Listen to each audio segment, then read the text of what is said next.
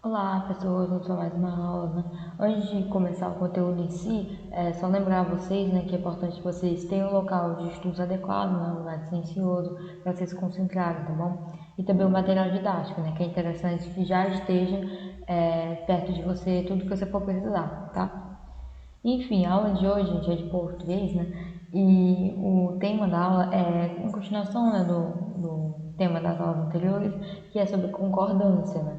Só que é sobre o aspecto da expressividade, tá bom? Então a gente já viu a concordância verbal, a concordância nominal, tá? Então a gente já entendeu as regras da concordância, né? Tanto as regras gerais, né, como aqueles casos especiais que eu havia mostrado. Aí o que acontece? A gente vai observar essa concordância, só que no aspecto de como a pessoa que está falando, ela pode utilizar a concordância para se expressar, tá bom? Enfim, concordância verbal, principalmente a verbal, tá? Mas a nominal também, tá? Mas é um mecanismo, gente, importante de expressividade, não? Que ajuda a compor o estilo do falante. O que isso significa?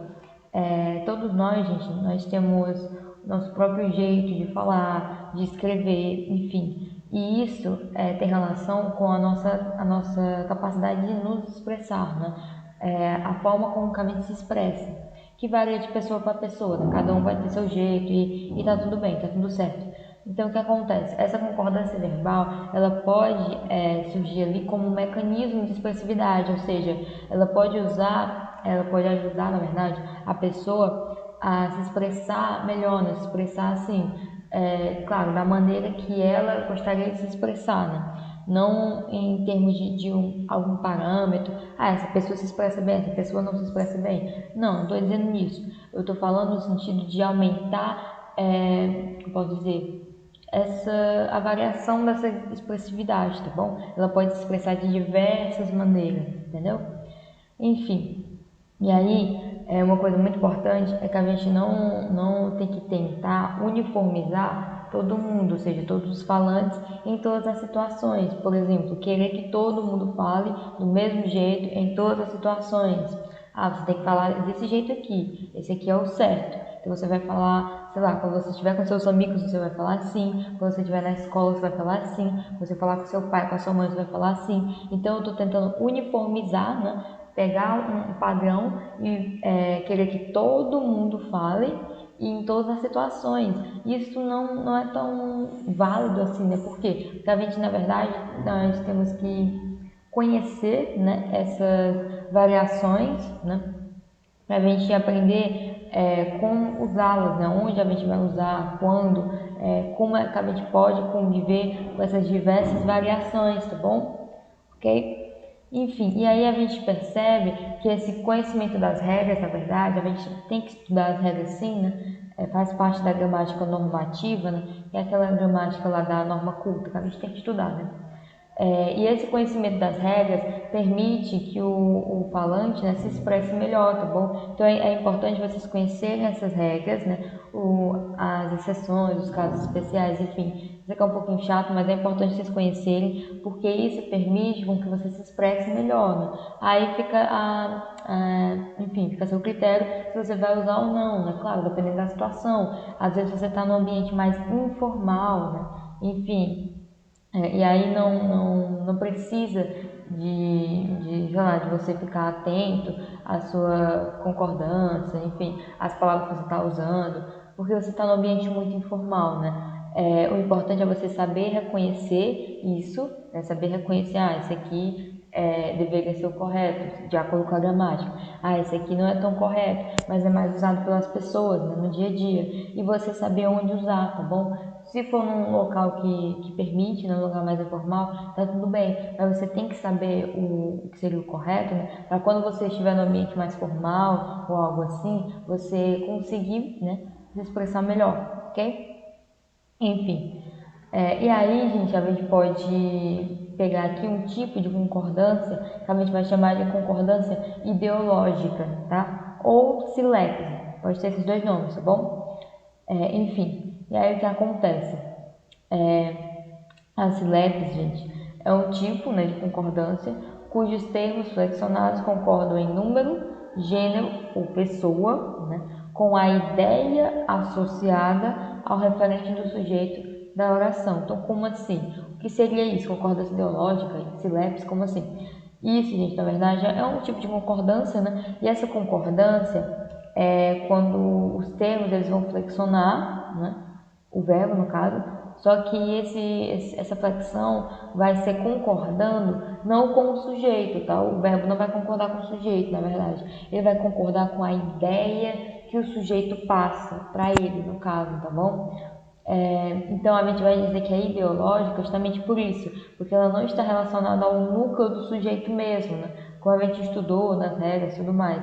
Ela vai estar associada à ideia que o sujeito está passando naquela oração, tá bom? Porque às vezes não vai ser a mesma coisa, não vai ter uma certa diferença. E aí a pessoa ela vai concordar com essa ideia, tá? Então vamos ver como ficaria, né? Eu acabei de dizer aqui, ó, vai concordar em número, gênero ou pessoa. Então a gente vai ter essas silepes de número, de gênero e pessoa, tá bom? Então vamos ver com calma, né? Cada uma delas. Silepes de número é quando, gente, o sujeito da oração está no singular, tá bom? O sujeito está no singular. Mas o que acontece? Esse sujeito, ele está passando uma ideia de pluralidade, né? de vários seres, tá bom? E aí isso fica um pouco...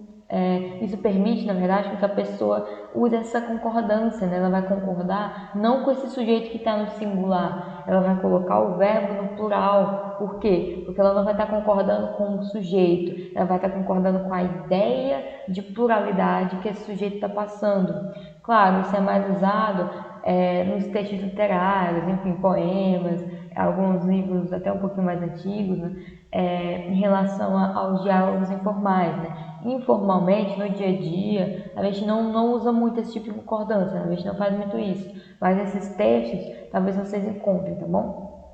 Então, por exemplo, a população chegou agitada ao comício, levavam cartazes e apitos. Então vamos lá, a população, que é um sujeito, primeiramente, né? A população, não é? E é no singular, né? Está no singular. Se estivesse no plural, seria as populações. Então está no singular, ok. Só que o que acontece? População dá a ideia de pluralidade, dá a ideia de que várias pessoas reunidas, não é? Várias pessoas de um lugar, né? Que seria a população desse lugar. Então é um sujeito que está no singular, só que ele tem uma ideia de pluralidade. Ok, e aí esse verbo aqui, ó, esse chegou até tá certo, né? Concordou com o sujeito que está no singular, né? A população chegou, ok. Aí, quando a gente percebe, quando a gente repara, na verdade, o outro verbo, levar, né? A gente percebe que ele está no plural, levavam. A população levavam cartazes. Só que a população está no singular e esse levavam está no plural. Mas por que isso aconteceu? Porque esse verbo, ele na verdade está concordando com a ideia de pluralidade da palavra população, tá bom? Então é como se ele estivesse falando assim, ó, muitas pessoas levavam cartazes, né? Como se ele, em vez dele estar concordando com a população, ele está concordando com a ideia de muitas pessoas, tá bom? Ok? E aí a frase abaixo, voem para o alto do céu, bando. Então aqui, ó, voem está no plural, né? Como se estivesse falando assim, voem vocês, por exemplo, né? Está no plural. Só que o que acontece? Esse voem está concordando com a palavra bando. Só que bando é uma palavra que está no singular, né? Na verdade é um substantivo coletivo, né? Por quê? Porque bando pode ser, por exemplo, de aves, né? Acho que aqui combina melhor aves, ou pássaros, enfim. Então é como se ele estivesse falando, como se ele estivesse falando assim, né? Voem para o alto do céu, pássaros. Tipo isso. Só que ele não falou pássaros. Se ele tivesse falado pássaros, ok, né? Porque pássaros estaria no plural. Só que ele falou bando. E bando está no singular. No plural seria bandos. Mas esse bando significa vários pássaros. Então é uma palavra que está no singular, mas ela tem uma ideia de pluralidade, de várias coisas, ok? E aí é por isso que esse verbo ele vai estar concordando com essas várias aves, no caso, né? E não com a palavra mesmo bando, ok? Enfim, e aí a gente tem a silepse de gênero, tá? A silepse de gênero é quando, principalmente, né? Vai acontecer em dois momentos, na verdade. Um momento quando eu tenho um pronome de tratamento, né? E aí nesse pronome de tratamento, por exemplo, Vossa Excelência, Vossa Meritíssima, enfim, esses pronomes, né, que a gente usa.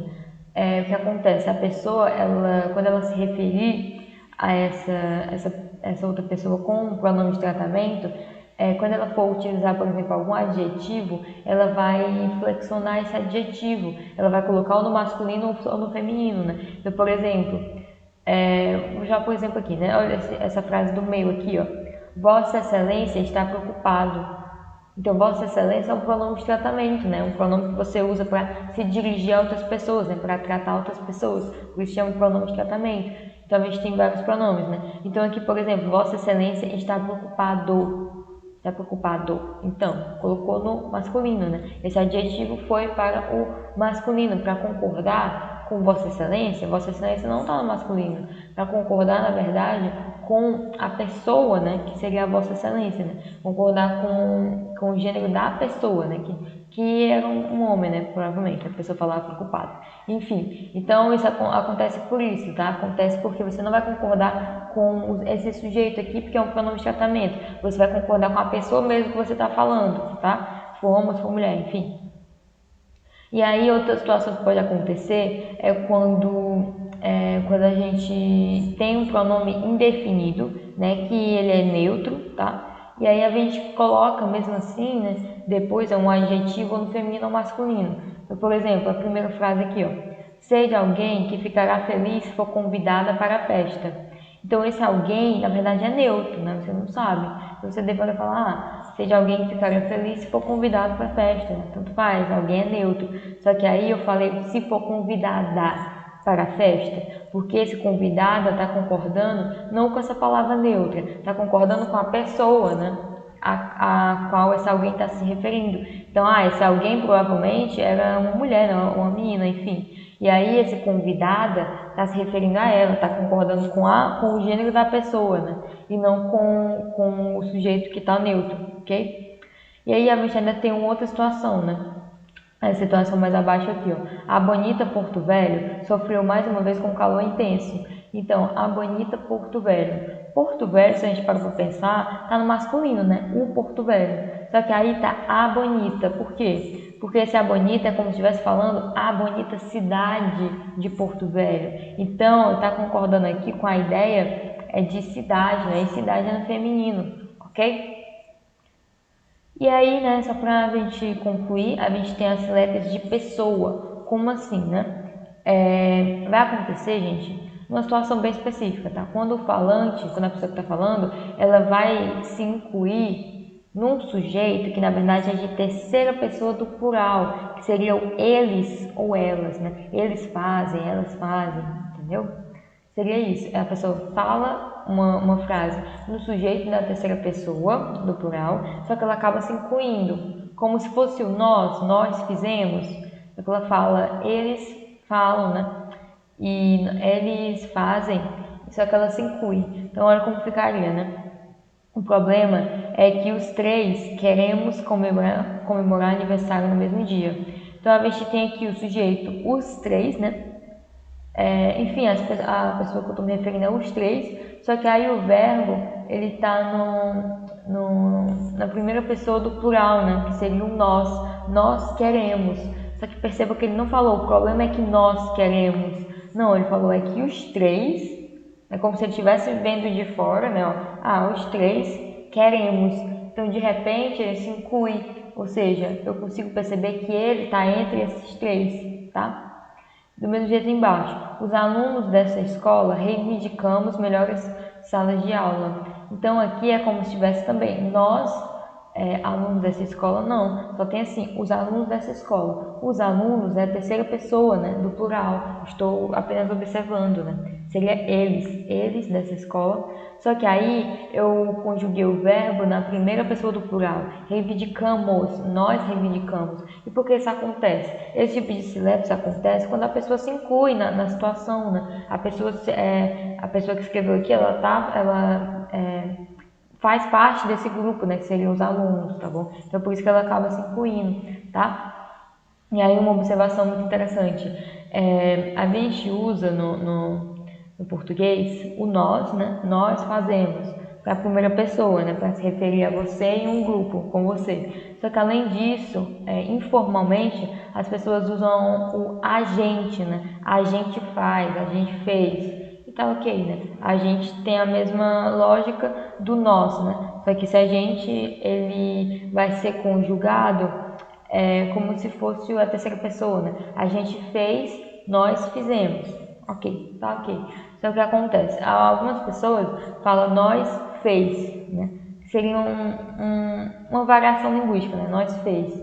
Beleza. E outras pessoas utilizam a gente fizemos, por exemplo, né? Então elas pegam esse a gente, que é uma expressão coloquial, tá bom?